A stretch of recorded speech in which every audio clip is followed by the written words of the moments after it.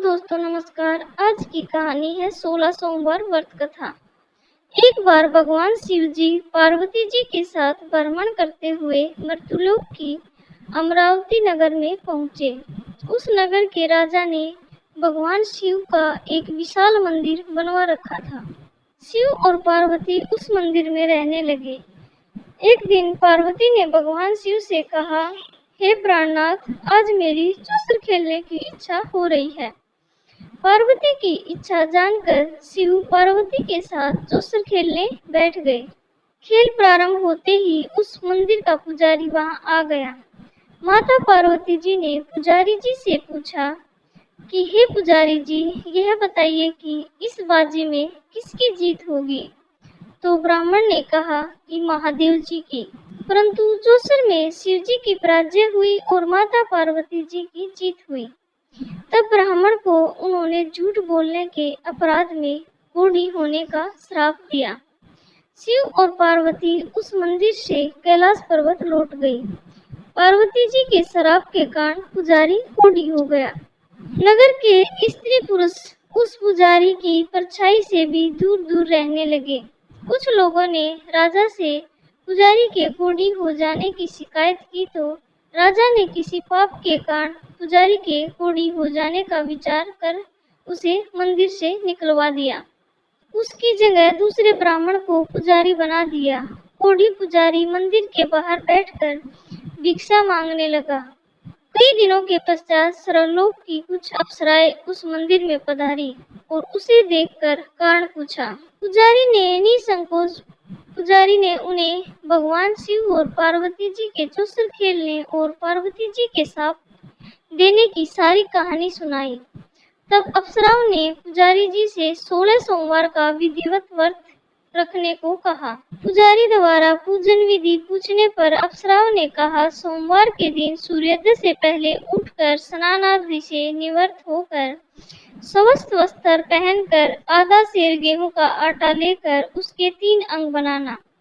फिर घी का दीपक जलाकर गुड़ नैवेद्य बेलपत्र चंदन अक्षत फूल जनेऊ का जोड़ा लेकर प्रदोष काल में भगवान शिव की पूजा अर्चना करना। पूजा के बाद 3 अंगों में से एक अंग भगवान शिव को अर्पण करके एक आप ग्रहण करें। शेष 2 अंगों को भगवान का प्रसाद मानकर वहां उपस्थित स्त्री पुरुषों और बच्चों में बांट दे। इस तरह व्रत करते हुए जब 16 सोमवार बीत जाए तो 17वें सोमवार को 1 पाव आटे की बाटी बनाकर उसमें घी और गुड़ मिलाकर चूरमा बनाना। फिर भगवान शिव को भोग लगाकर वहां उपस्थित स्त्री पुरुष और बच्चों को प्रसाद बांट देना। इस तरह 16 सोमवार व्रत करने और व्रत कथा सुनने से भगवान शिव तुम्हारे कोढ़ को नष्ट करके तुम्हारी सभी मनोकामनाएं पूरी कर देंगे।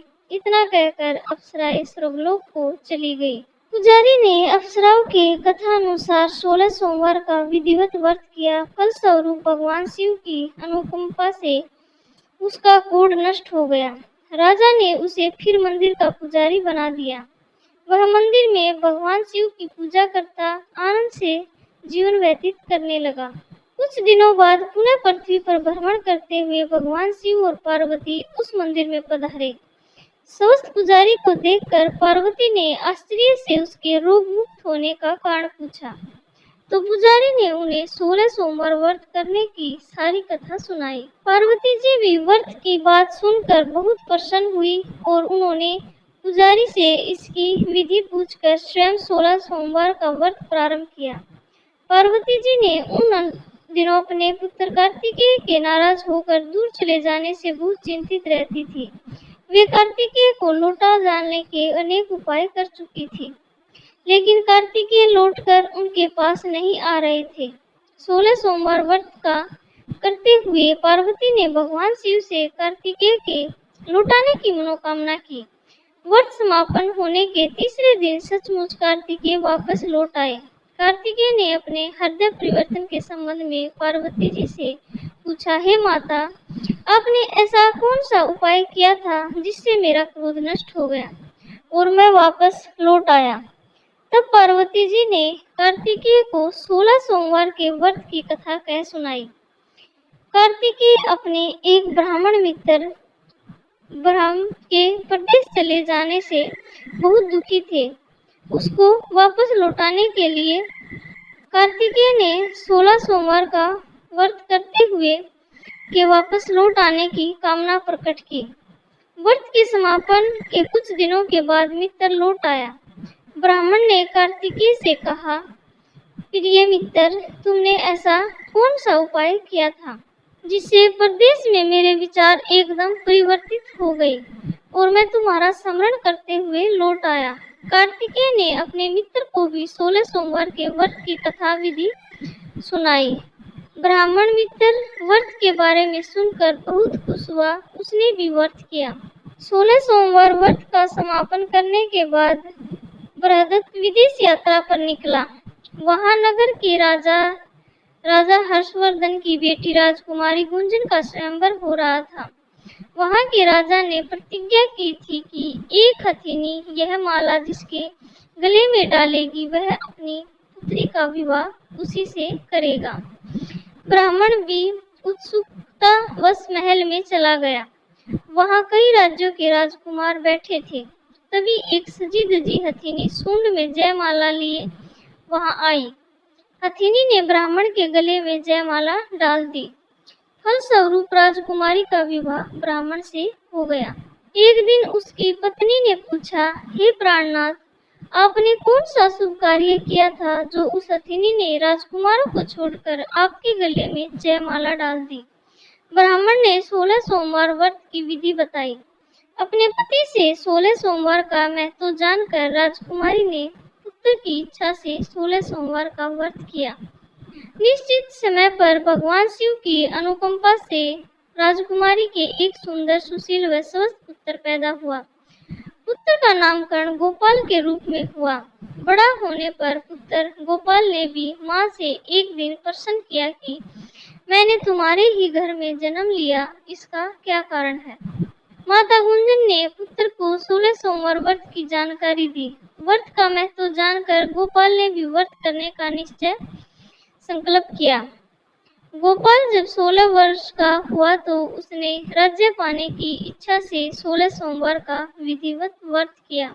व्रत समापन के बाद गोपाल घूमने के लिए समीप के नगर में गया। वहां के वृद्ध राजा ने गोपाल को पसंद किया और बहुत धूमधाम से अपनी पुत्री राजकुमारी मंगला का विवाह गोपाल के साथ कर दिया।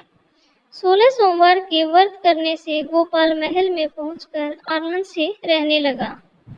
2 वर्ष बाद वृद्ध राजा का निधन हो गया तो गोपाल को उस नगर का राजा बना दिया गया। इस तरह 16 सोमवार व्रत करने से गोपाल की राज्य पाने की इच्छा पूर्ण हो गई। राजा बनने के बाद भी वह विधिवत 16 सोमवार का व्रत करता रहा। व्रत के समापन पर 17वें सोमवार को गोपाल ने अपनी पत्नी मंगला से कहा कि व्रत की सारी सामग्री लेकर वह समीप के शिव मंदिर में पहुंचे। पति की आज्ञा का उल्लंघन करके सेवकों द्वारा पूजा की सामग्री मंदिर में भेज दी, स्वयं मंदिर नहीं गई। जब राजा ने भगवान शिव की पूजा पूरी की तो आकाशवाणी हुई, हे राजन, तेरी रानी ने 16 सोमवार व्रत का अनादर किया है, सो रानी को महल से निकाल दे, नहीं तो तेरा सब वैभव नष्ट हो जाएगा। आकाशवाणी सुनकर उसने तुरंत महल में पहुंचकर अपने सैनिकों को आदेश दिया कि रानी को दूर किसी नगर में छोड़ आओ। सैनिकों ने राजा की आज्ञा का पालन करते हुए उसे तत्काल घर से निकाल दिया। रानी भूखी प्यासी उस नगर में भटकने लगी। रानी को उस नगर में एक बुढ़िया मिली। वह बुढ़िया सूत काट कर बाजार में बेचने जा रही थी, लेकिन उस बुढ़िया से सूत उठ नहीं रहा था। बुढ़िया ने रानी से कहा, बेटी, यदि तुम मेरा सूत उठाकर बाजार तक पहुंचा दो तो सूत बेचने में मेरी मदद करो तो मैं तुम्हें धन दूंगी। रानी ने बुढ़िया की बात मान ली, लेकिन जैसे ही रानी ने सूत की गठरी को हाथ लगाया तभी जोर की आंधी चली और गठरी खुल जाने से सारा सूत आंधी में उड़ गया। बुढ़िया ने उसे फटकार कर भगा दिया। रानी चलते चलते नगर में एक तेली के घर पहुंची। उस तेली ने तरस खाकर रानी को घर में रहने के लिए कह दिया, लेकिन तभी भगवान शिव के प्रकोप से तेली के तेल में से भरे मटके एक एक करके फूटने लगे। तेली ने भी भगा दिया। भूखी प्यास से व्याकुल रानी वहां से आगे की ओर चल पड़ी। रानी ने एक नदी पर जल पीकर अपनी प्यास शांत करी। चाहे तो नदी का जल उसके सफर से सूख गया। अपने भाग्य को कोसती हुई रानी आगे चल दी। चलते चलते रानी एक जंगल में पहुंची। उस जंगल में एक तालाब था। उसमें निर्मल जल भरा हुआ था। निर्मल जल देखकर रानी की प्यास तेज हो गई। जल पीने लगी रानी ने तालाब की सीढ़ियां उतरकर जैसे ही जल को स्पर्श किया, तभी उस जल में असंख्य कीड़े उत्पन्न हो गए। रानी ने दुखी होकर उस गंदे जल को पीकर अपनी प्यास शांत की। रानी ने एक पेड़ की छाया में बैठकर कुछ देर आराम करना चाहा तो उस पेड़ के पत्ते पल भर में सूखकर बिखर गए। रानी दूसरे पेड़ के नीचे जाकर बैठी। जिस पेड़ के नीचे बैठती वही सूख जाता। वन और सरोवर की यह दशा देखकर वहां से के ग्वाले बहुत हैरान हुए। ग्वाले रानी को समीप के मंदिर में पुजारी जी के पास ले गए। रानी के चेहरे को देखकर ही पुजारी जान गए कि रानी अवश्य किसी बड़े घर की है। भाग्य के कारण दर दर भटक रही है। पुजारी ने रानी से कहा, पुत्री, तुम कोई चिंता नहीं करो, मेरे साथ इस मंदिर में रहो, कुछ ही दिनों में सब ठीक हो जाएगा। पुजारी की बातों से रानी को बहुत सांत्वना मिली। रानी उस मंदिर में रहने लगी। रानी भोजन बनाती तो सब्जी जल जाती, आटे में कीड़े पड़ जाते, जल से बदबू आने लगती। पुजारी जी रानी के दुर्भाग्य से बहुत चिंतित होते हुए बोले, हे पुत्री, अवश्य ही तुझसे कोई अनुचित काम हुआ है, जिसके कारण देवता तुझसे नाराज है और उनकी नाराजगी के कारण ही तुम्हारी यह दशा हुई है। पुजारी की बात सुनकर रानी ने अपने पति के आदेश पर मंदिर में न जाकर शिव की पूजा नहीं करने की सारी कथा सुनाई। पुजारी ने कहा, अब तुम कोई चिंता नहीं करो, कल सोमवार है और कल से तुम 16 सोमवार के व्रत करना शुरू कर दो। भगवान शिव अवश्य तुम्हारे दोषों को क्षमा कर देंगे। पुजारी की बात मानकर रानी ने 16 सोमवार के व्रत प्रारंभ कर दिए। रानी सोमवार का व्रत करके शिव की विधिवत पूजा अर्चना की तथा व्रत कथा सुनने लगी। जब रानी ने 17वें सोमवार को विधिवत व्रत का समापन किया तो उधर उसके पति राजा के मन में रानी की याद आई और राजा ने तुरंत अपने सैनिकों को रानी को ढूंढ कर लाने के लिए भेजा। रानी को ढूंढते हुए सैनिक मंदिर में पहुंचे और रानी से लौटकर चलने के लिए कहा। पुजारी ने सैनिकों से मना कर दिया और सैनिक निराश होकर लौट गए। उन्होंने लौटकर राजा को सारी बात बताई। राजा स्वयं उस मंदिर में पुजारी के पास पहुंचे और रानी को महल से निकाल देने के कारण पुजारी जी से क्षमा मांगी। पुजारी ने राजा से कहा, यह सब भगवान शिव के प्रकोप के कारण हुआ है। इतना कहकर रानी को विदा किया। राजा के साथ रानी महल में पहुंची। महल में बहुत खुशियां मनाई गई। पूरे नगर को सजाया गया। राजा ने ब्राह्मणों को अन्न, वस्त्र और धन का दान दिया। नगर में निर्धनों को वस्त्र बांटे गए। रानी 16 सोमवार का व्रत करते हुए महल में आनंदपूर्वक रहने लगी। भगवान शिव की अनुकंपा से उसके जीवन में सुख ही सुख भर गए। 16 सोमवार व्रत करने और कथा सुनने से मनुष्य की सभी मनोकामनाएं पूरी होती हैं और जीवन में किसी तरह की कमी नहीं होती। स्त्री पुरुष आनंदपूर्वक जीवन यापन करते हुए मोक्ष को प्राप्त करते हैं। तो दोस्तों, आपको ये 16 सोमवार की कहानी कैसी लगी? आशा करती हूँ कि आपको कहानी पसंद आई होगी। तो प्लीज कहानी को लाइक करें, चैनल को सब्सक्राइब करें। इसी तरह अच्छी अच्छी कहानियों के साथ मिलते रहेंगे। तब तक के लिए बाय बाय, टेक केयर।